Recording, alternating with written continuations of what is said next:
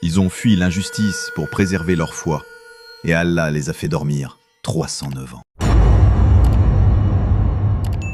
Il y a bien longtemps, dans une ville où régnait la justice, un roi tyrannique obligeait son peuple à adorer des idoles. Mais un petit groupe de jeunes croyants refusa de se soumettre. Ils croyaient en un seul Dieu, Allah. Pour échapper à la persécution, ces jeunes décidèrent de fuir. Ils quittèrent la ville et trouvèrent refuge dans une grotte, accompagnés de leur chien fidèle qui monta la garde à l'entrée. Là, ils prièrent Dieu de leur accorder sa miséricorde et de les protéger. Allah répondit à leur appel d'une manière miraculeuse. Il les fit dormir pendant des années, des siècles. Leur sommeil dura 309 ans.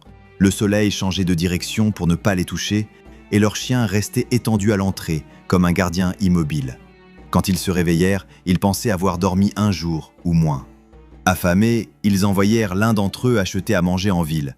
Lorsque le jeune homme revint dans la ville, après ces longs siècles de sommeil, tout avait changé. Les maisons, les gens, les vêtements, même la langue paraissaient légèrement différentes. Le peuple croyait en Allah. Le roi idolâtre n'existait plus, remplacé par un souverain pieux.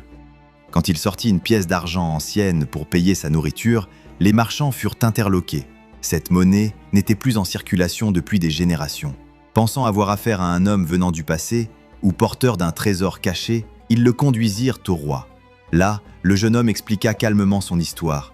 Lui et ses compagnons avaient fui l'injustice pour protéger leur foi et s'étaient endormis dans une grotte, croyant n'avoir dormi qu'1 jour. Mais ils avaient en réalité dormi plus de 300 ans. Le roi, les savants et la population furent profondément émus. Ce n'était pas un mythe, c'était une preuve vivante d'un miracle. Un signe clair que Dieu est capable de suspendre le temps, de préserver la vie et de ressusciter les morts. Accompagnés du jeune homme, les gens allèrent jusqu'à la grotte. Mais lorsqu'ils y arrivèrent, les compagnons s'étaient rendormis pour ne plus jamais se réveiller.